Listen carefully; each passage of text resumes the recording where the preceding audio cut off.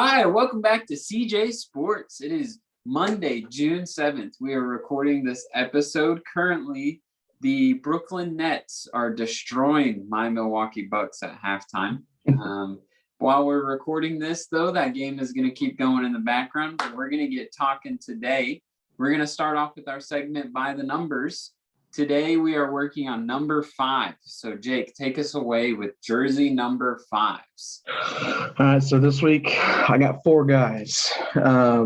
Shocking, there's baseball players. I know, right? Everyone's shocked. But no, so for my first guy, he's the first baseman for the Atlanta Braves right now, Freddie Freeman. Freddie. Yeah. I've definitely heard the name. I would hope so, since he won the MVP last year. Yeah. That was kind of his last year. He's been a staple of that team for 11 seasons now. This is his 11th season as the starter of first base as a first baseman. He's just had so far a very, very solid career. I meant to look at his contract because I don't remember when it ends, but he'll probably end his career there unless they trade him, which is possible. But they're looking to win a World Series at least either this year or next year.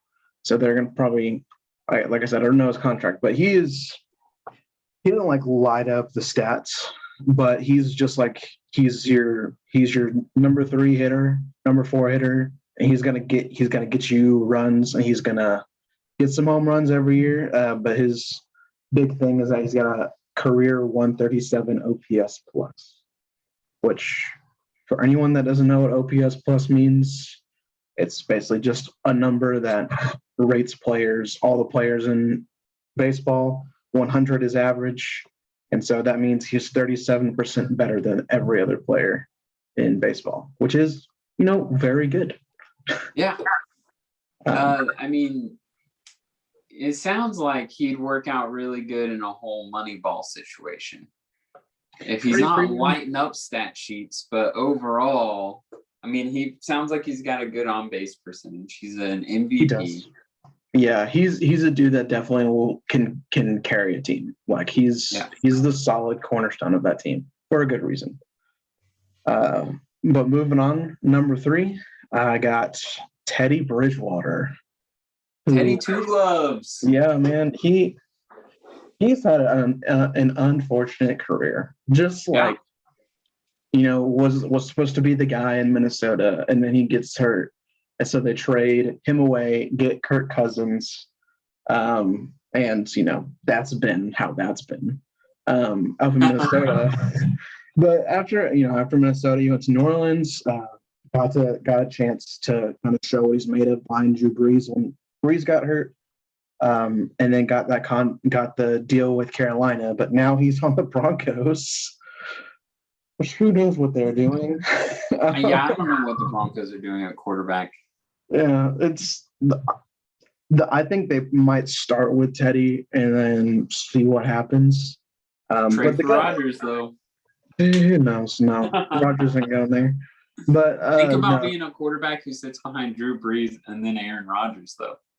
That'd be awful for your career. Just like, wow, I got to sit behind 2 great all-time quarterbacks. But he's got a 66% percent pass completion rate, which is decent. You'll take that any day. So he's a good player. I hope he gets a spot somewhere, and is able to establish himself.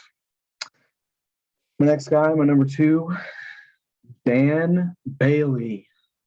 Daniel. Dan the man. Yeah. As far as kickers go, you got Greg the Leg and Dan the Man. Dan Bailey, Who else do you really need? No, that's it. You get one of those 2 guys and you're solid. Yeah. Dan Bailey, was with the Cowboys for the first 7 years of his career. And his first 6 years, I didn't know this, or I didn't remember it. He had a 100% extra point. For his first 6 years of his career, he had not missed an extra point. Literally every single one went through. And in an era now where it seems like there's at least 3 or 4 a week, of a kicker missing an extra point. Dan Bailey is on the list now. Like he's not as elite as he was at the beginning of his career, but he's still really good. He has an 86% completion for field goals, and in my mind, he's a top 3 kicker in the league. Who that third one is, it kind of varies, but Justin Tucker, and then Greg Zerline, and then Dan Bailey. Done. Yeah. Well, see, and Dan Bailey, I mean, he's special for you being a Cowboy, right? Right. And then, you just go back to his college career. He was an Oklahoma State Cowboy, Right. Which I'm the only one in my family without a degree from Oklahoma State.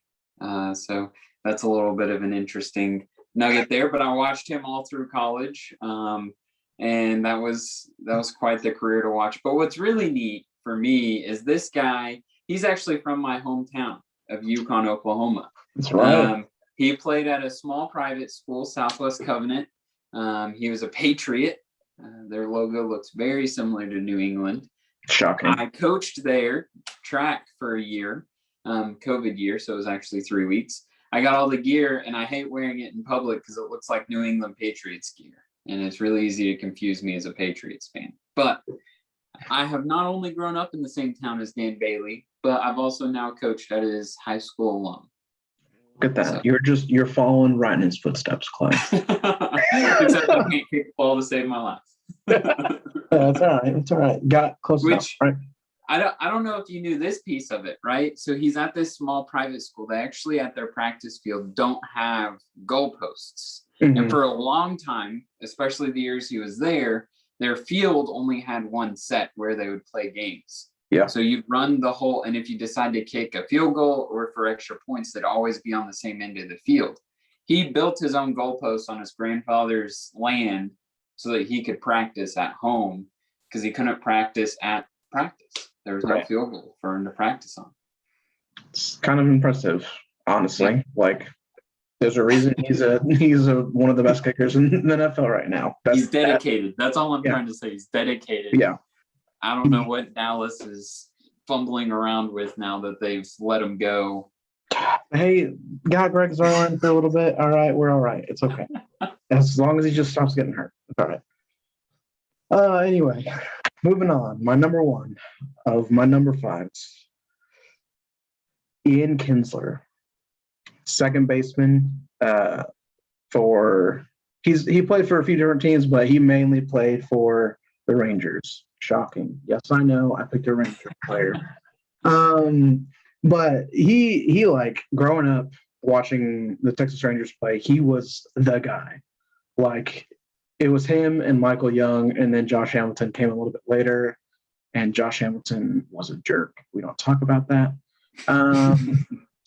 But Ian Kinsler, he made 4 All-Star games, had 2 Gold Gloves, MVP votes, Rookie of the Year votes his rookie year.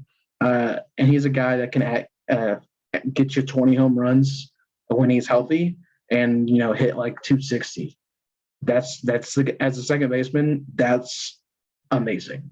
Second basemen don't hit. Yeah, second basemen do not hit like at all. They don't hit home runs. They get on base. That's their job. And they need to play good defense. And Ian Kinsler did all of that. He was also the dude that like all the girls thought was the hottest on the team. So he was like for little kid Jake that wanted to be a baseball player, I wanted to be a third baseman, what I wanted to be like Ian Kinsler.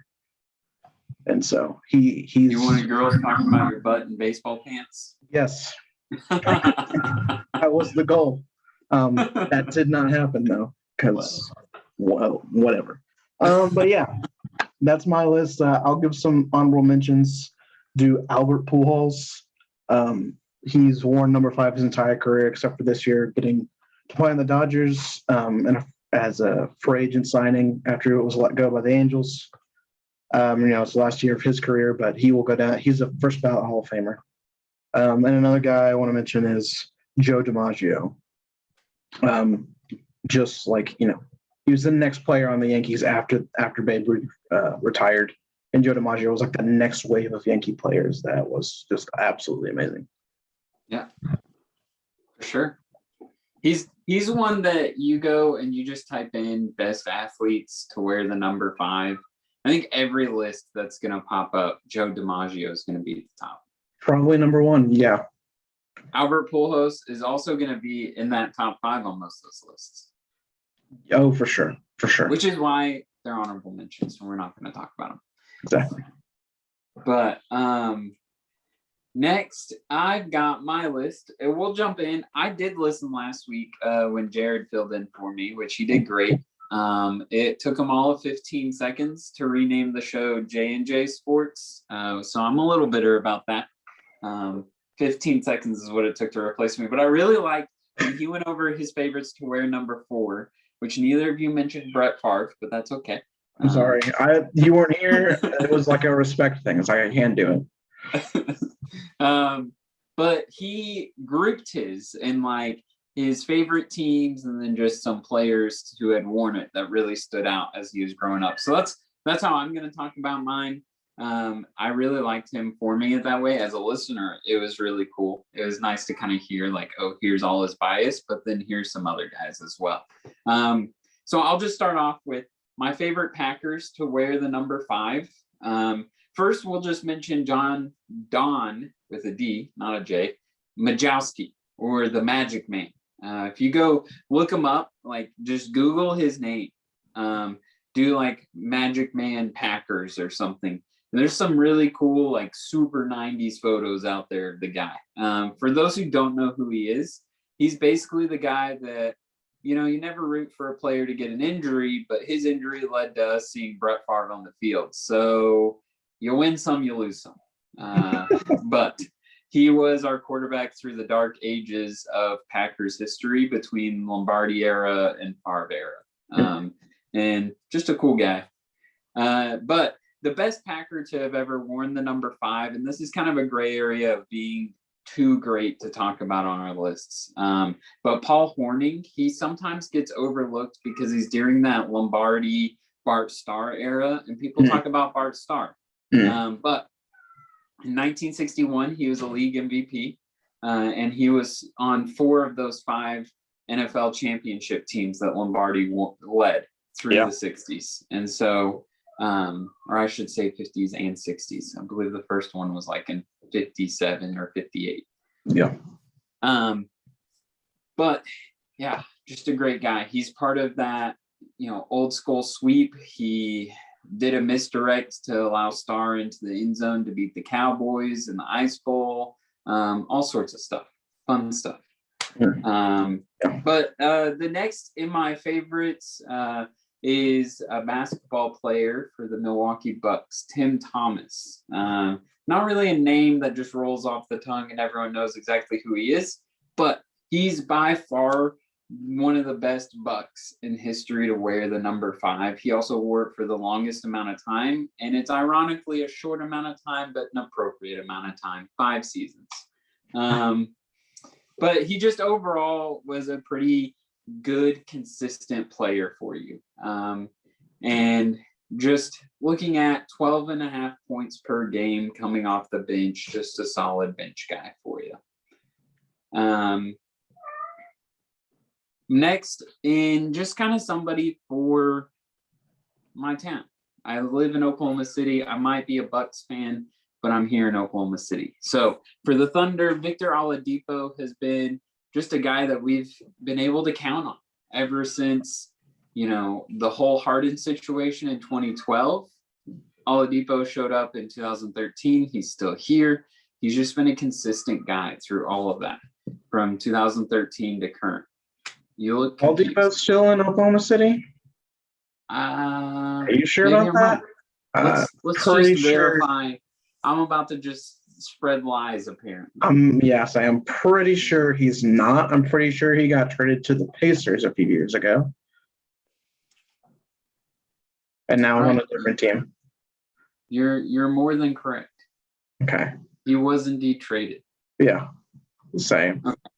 So I'm remembering him through the post-Harden days. All right, we'll backtrack. He's not currently with the Thunder. I haven't followed the Thunder in a couple of years intently, as outside of some updates here and there, and that is showing, and that is okay to be incorrect. He was traded to the Pacers, and he's now currently playing with Miami Heat, wearing the number 4. There you go. So I apologize for the misinformation I have spread, but Jake has corrected it for us. Shame. Finally on my list is a baseball player, which I know Jake has been disappointed in my lack of baseball players on these lists. But this is just a fun one for me and my family. It's Matt Holliday. Like I mentioned, the only one in my family without a degree from Oklahoma State. This is definitely an Oklahoma State, grew up in Stillwater guy. And the fun part of this story is when he was a young kid, in the 5 to 7 range, my dad actually got to watch him and was a youth leader and things around when this kid was growing up through different stages of life. My dad was that older teenager and then college kid, while he was a middle schooler who was just around and knew who he was. He was the coach's kid, things like that. So Matt Holliday is just a fun one. Wore number 5 when he played with the Sox. I don't remember, what did he play with St. Louis, or what did he wear? What was the number? Yeah, do you remember? That's a question for another one of our buddies. St. Louis fan? Yeah. Well, who is probably mad at me that I don't know it. I should know that. I want to say it's 5. I'm probably wrong though. 7. Okay. I knew it was a single digit. Yeah. Which him playing for St. Louis is the only time I've actually watched him play in person. Yeah. But yeah. So he wore number 7. So those are my number 5s that stand out to me as I look through sports history. A couple others that we decided not to mention, again, they're just too big of greats. I don't know if you can hear that. The cat's trying to break into the room. But Johnny Bench, definitely just a great player out there at Cincinnati. Jason Kidd, I remember, he played 19 seasons. His first season in the NBA was the year I was born. Yeah. And he played all the way up to 2013. Yeah, he is iconic. You can't think of the NBA in the past 20 years without Jason Kidd. Yeah. And for all you listening, you can figure out how old I am by either just already knowing when Jason Kidd entered the league or by looking it up, because I'm not going to tell you. The last one is Jeff Bagwell. I'm not particularly fond of the Houston Astros, and I know as a Rangers fan you aren't either. But I grew up in a household where both my parents are diehard Astros fans. They've made it through the Lastros days, and they're now suffering the, trash shows or whatever you want to call them.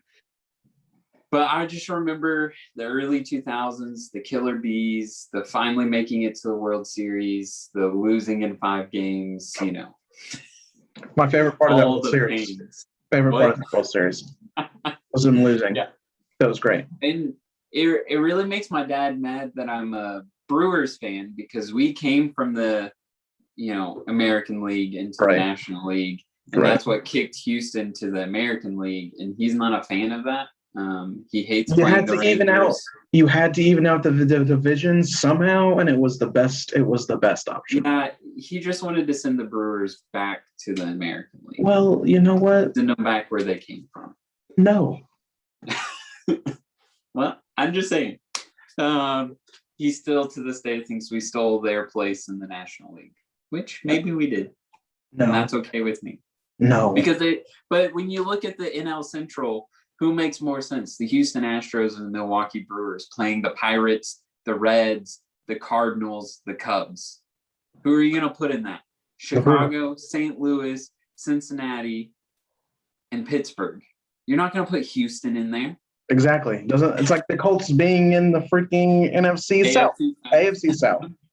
Whatever. They're only a few hours from Indianapolis, they are Indianapolis, from Nashville, Tennessee, where the Titans are. I do not care. It is not the South. Well, I don't know what to tell you. Well, I don't know. But that is a good transition to our sliding in. Talking about the AFC South today. A couple right. things going on. No, just a couple things. Just two things that I know of. Okay, well. I mean, one's pretty big. One's just speculative. We're going to find out more this week, I think. The other two teams in that division, who cares what they're doing right now? But we'll jump right on the deep end of Julio Jones. Yep. AFC South. Yep, getting traded from the Falcons. That isn't for basically for nothing. Yeah. And just a second round and a fourth round. No, I thought it was a second and a sixth. Maybe. The later round pick. I thought Tennessee was getting a sixth and Julio Jones for giving up a second and a fourth. Maybe that was it. Maybe that fourth and sixth are flipped. But either way, neither of those deals is a huge price to pay for Julio Jones when you already have A.J. Brown and Derrick Henry on your offense. Right. Like I think it was A.J. Brown yesterday that tweeted a picture of Julio Jones in a Titans jersey with a picture with him and Derrick Henry. And I was, and if Tannehill can perform to the level he's performed the past 2 years, dude, talk about a team to contend with the Chiefs and the Ravens and the Steelers. Yeah. Like, oh my goodness. I mean, that trade alone puts the Titans. I got my 1-2 is the Chiefs Titans. Oh, easy. Like there's your only other conversation in there would be either the Steelers or the Ravens. Kind of depends what either of those teams do. Right. When on paper, the Browns should be in that conversation, but we've seen what the Browns have done with on paper talent on the field. Doesn't. But on paper, the Browns look like they should be a deep run AFC championship type team, but who knows? Yeah. Which they could. Back to Julio Jones. What's really cool about that is last year during OTAs, A.J. Brown showed up to practice wearing a Julio Jones jersey, right? So he's out there practicing, paying homage to this guy that he loved watching while A.J. Brown was in middle school, high school, and college. He was watching Julio Jones play college and pro football. Right. And so he, at his first OTAs, it was one of the new style Atlanta Falcons jerseys and is out there warming up in it in OTAs. And a year later, they get to share a field together. Dang. It's a killer 1-2 punch for your receivers. And then, of course, Derrick Henry being Derrick Henry and being the monster that he is in my fantasy anchor. It's crazy that's the trade. That's where he went, and that's what the trade was. Apparently, there's talk that it was a lot of the Titans took on his full contract. Yeah, and that scared a lot of other teams. They didn't have the money for it, and so they lost interest because we don't have a cap, we don't have the space for that. So we are not competitive, and apparently there were no other competitive teams when that happened. And here we are. I don't care. Yeah, I don't care who you are. Like the Packers, I don't know what their money situation is like, but like you figure out a way to get Julio Jones on your team. Here is your way to get Julio Jones. You go all in on Aaron Rodgers. You restructure his contract. You extend him. You push some of his cap hit to later in the contract. You make the space for Julio Jones. Biggest problem is we're having a problem communicating with Aaron Rodgers. Wow. So,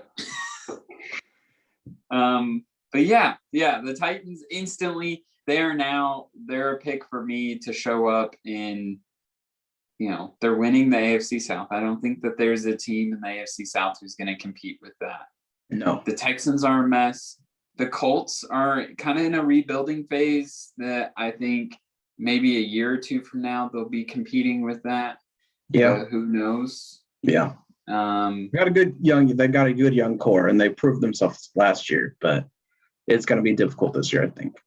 And then Jacksonville. Jacksonville's just dumping everything. Yeah. Wanting Trevor Lawrence to be Trevor Lawrence in about 2 years. I don't know. Who knows? But congratulations. You found one of your teams in the AFC Championship, the Tennessee Titans. Right. Which leads us to the other news in the AFC South, which is the fact that there is no news with Deshaun Watson. He's kind of in the same boat as Aaron Rodgers. All reports are pointing to him and his agent requesting a trade. This dates back even before the court cases and allegations and everything. Just all of that puts Deshaun Watson in a hard spot to request and demand a trade. Right. But what I think is interesting is within the last couple of weeks going into OTAs, they signed Tyrod Taylor. Tyrod Taylor's been running the offense at OTAs because Deshaun Watson didn't show up because he still is wanting a trade. I think Houston kind of missed their window to dump him before anything comes out of these investigations and court cases. Yeah. Therefore, they're just kind of we're going to wait till something comes of this. So it'll be interesting. Tyrod Taylor may have put himself in a position because the only other notable quarterback on that roster is not really all that notable of Jeff Driscoll, who's kind of bounced around the league a little bit. This is like his 5th team. And then after that is some other guy I'd never heard of, something Davis Mills or something like that. Yeah. I think he was drafted this year in one of those later rounds. So Tyrod Taylor might, for the first time in the last few years, get to play somewhere and, barring a punctured lung through an injection, actually get to show that he can lead a team. And I think in a 17-game season, that Tyrod Taylor coming out and leading the Houston Texans to 6 or 7 wins would be exactly what you would want and expect. Oh yeah, because Tyrod, he's had just his career and Teddy Bridgewater. For my list, I almost put Tyrod instead of Teddy, just because their careers are so similar. The only difference is that Teddy has had the chance more consistently than Tyrod has, and Tyrod had that chance in Buffalo, and they just didn't care. He did well enough to probably try to build a team around him, but they didn't care. And they went the route they went with Nathan Peterman and all of that. Now they have Josh Allen. Good for them. It worked out for them. But for freaking Tyrod Taylor, it's like, okay, I'm going to go here, and then I'm going to go to San Diego, wait a year because of Phillip Rivers. Phillip Rivers leaves. It is now Tyrod Taylor's chance. They draft Justin Herbert, a young kid who they're like, he can learn under Tyrod for 2 years. And, since Tyrod's been around the league for a while, he can show the kid the ropes and help him become a good quarterback, hopefully. And then Tyrod freaking gets a little punctured lung from an injection, as he said, after week 1. And Justin Herbert comes in and is a freaking all-star. Yeah. It's just Tyrod, man. If Houston, and the message from Houston ever since January, and I remember that's when all this happened because they got their new GM in January, and the new coach since Bill Bryan was both. But their message this whole time has been, we are committed to Deshaun Watson, and Deshaun Watson has said, I want out of here. Which sounds really similar to another situation in the league. Exactly. It's so similar, and it's the difference that the big difference, of course, being Deshaun Watson's allegations from a few women and getting sued and having court cases against him for all of that. And so the word is teams are kind of waiting till all of that is settled to kind of hop in. And there are a few teams that probably could benefit from having Deshaun Watson, but where he ends up going, or if he stays with Houston, which I highly doubt it, or if he does, he won't play. He probably will just forcefully not play and bet on himself. But man, who knows? All hopes for Tyrod. Please do something. But where could Deshaun Watson go at this point? I mean, You look at a quarterback like Aaron Rodgers, and I can definitely see where he fits in on a team who maybe is looking to draft their next quarterback the next 2 or 3 years. Yeah. But you're looking at finding a team who wants to invest probably 6 years Yeah. into a contract with Deshaun Watson. I mean, it'll probably be a 4-year deal that then like there's 2 additional years that both the team and the player have an option, right? Yeah. And so a total of 6 years possible. That's, I mean, similar to the last contract Aaron Rodgers signed was 6 years, but these last 2 have an option. Option years, yeah. Of all I the just teams, don't know where he goes. I don't know, man. If of all the teams, maybe this is weird because the Jets just just drafted who's Justin Fields. Mm-hmm. But you could go to the Jets. No, not Justin Fields. He went to Chicago. Oh, right. What's his face? I don't know. Trey Lance. The whole draft episode, and I don't even remember anymore. Well, there was only like 5 quarterbacks that went in the top 10 this year. Yeah. But keep talking. I'll figure it out. Okay.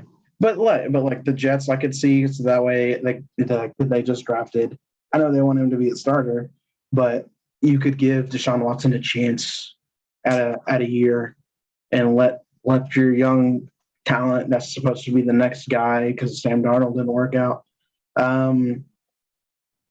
Go to the Jets and just try to prove something. Is that you can be a good quarterback outside of Houston and actually have they don't have great weapons, but they have Jamison Crowder, who's a really good offensive weapon to have on a team. And so the only other place I could see, and Sam Darnold's there now, but the Panthers have no idea what they're doing, it seems like.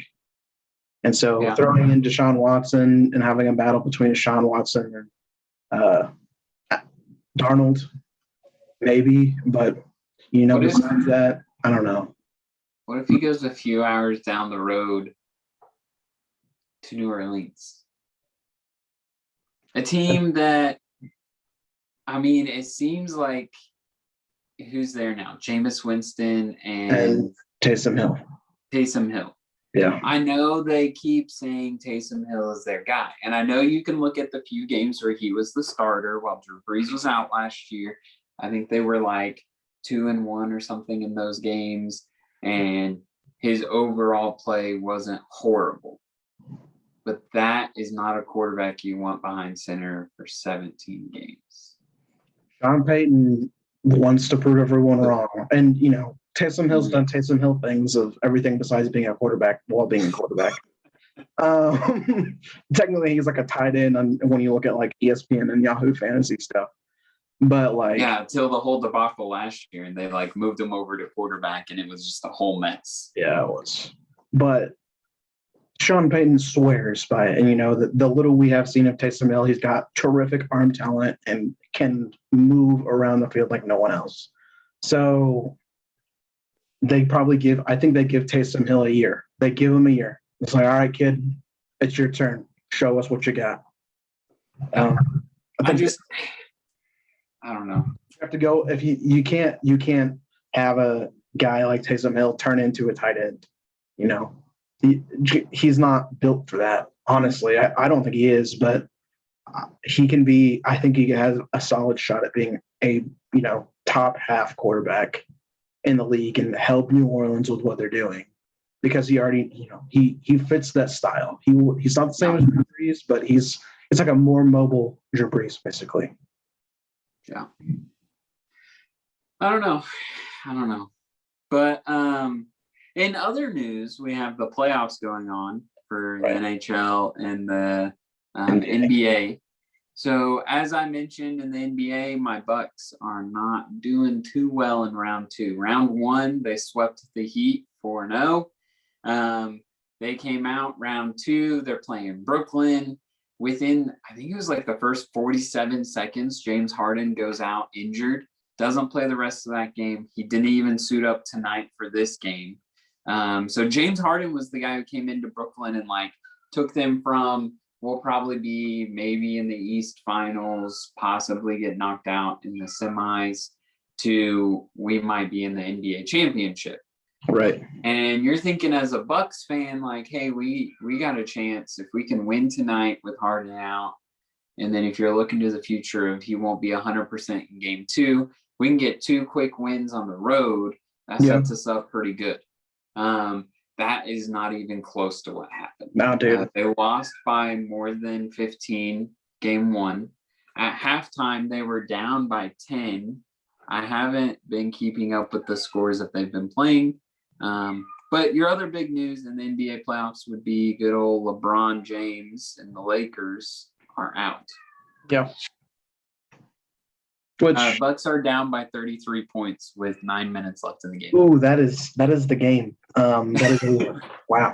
But the Nets, So I think it's safe to say the Nets are going to go up 2-0 in the series. Yeah, and the Nets are probably going to win that series, and then as they're projected, go to the finals. But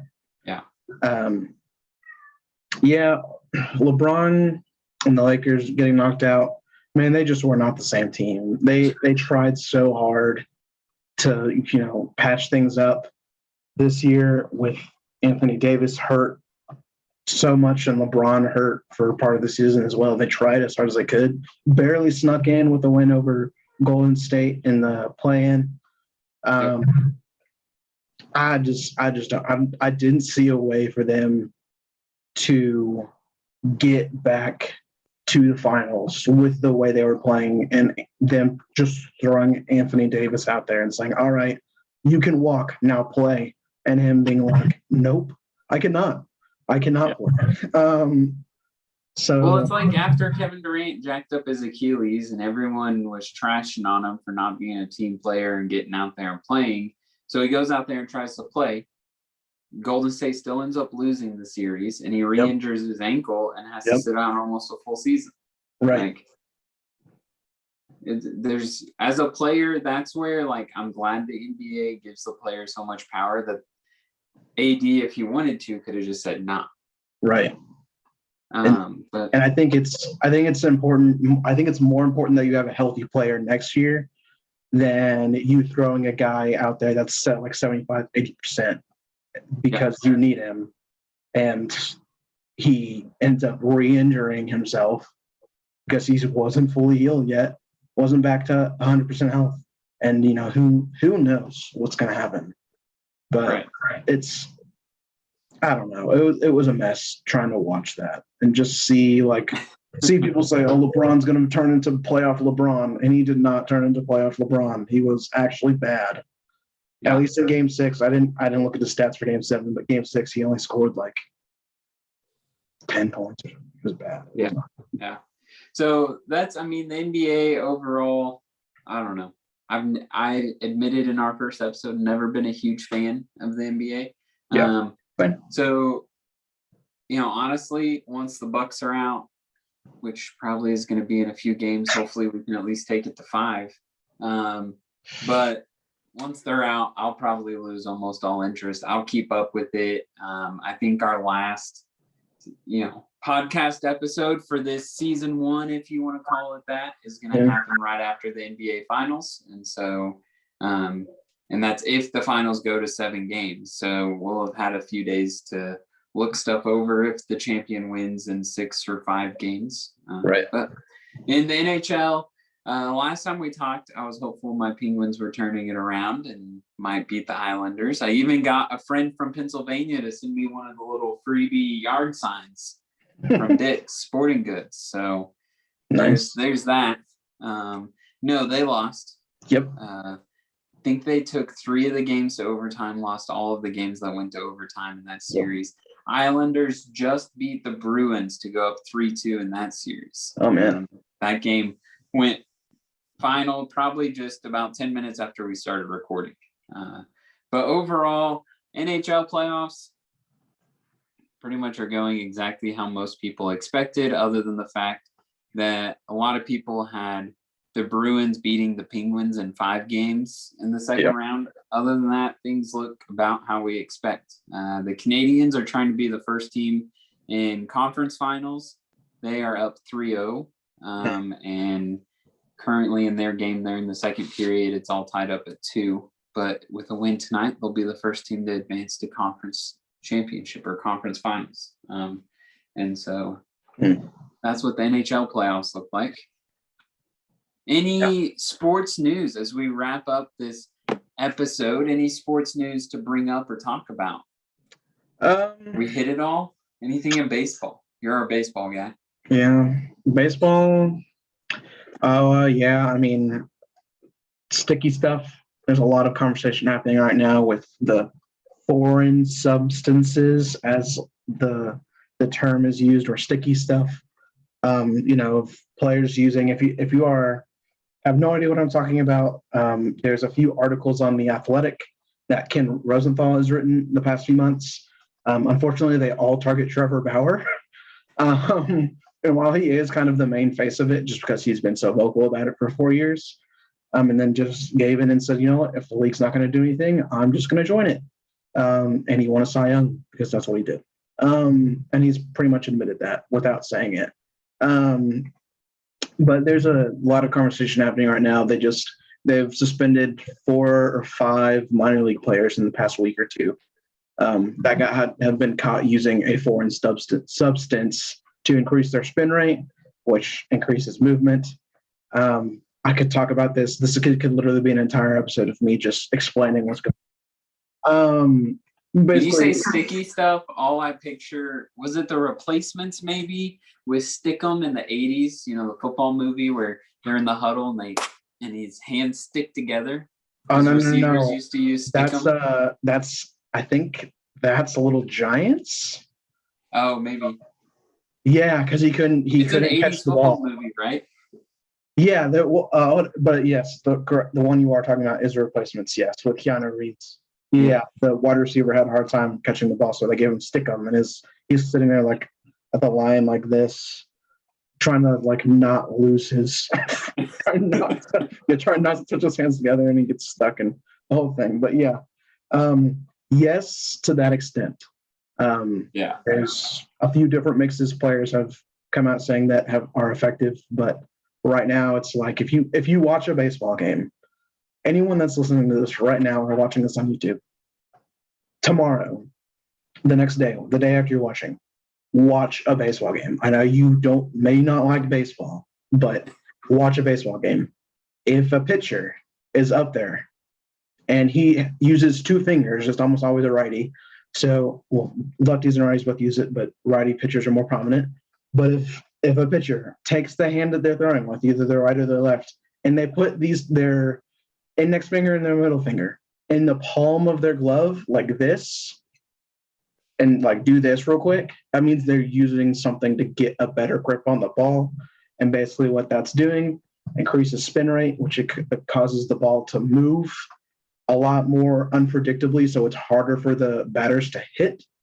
And because of stuff like that, strikeout rates are higher. There's been 6 no-hitters in the season so far, and the most that has ever been is 7 in a full 162 game season, and we're only like a third of the way through. We're not even halfway through yet. We're not even halfway through the season, and there's been 6 no-hitters. Which again, for people who don't watch baseball, this is different than what you see on like batters' helmets. When they just look completely filthy, kind of up on the head, right? Or the brim of the helmet. On this the helmet, is different than that. Yeah. On the helmet, they have pine tar, and that's for the bat and to help them grip the bat, so they don't literally just fling it away. But and that's trying to protect people from catching a bat after swinging. Exactly. But when pitchers are using, pine tar is common as well, but that's different.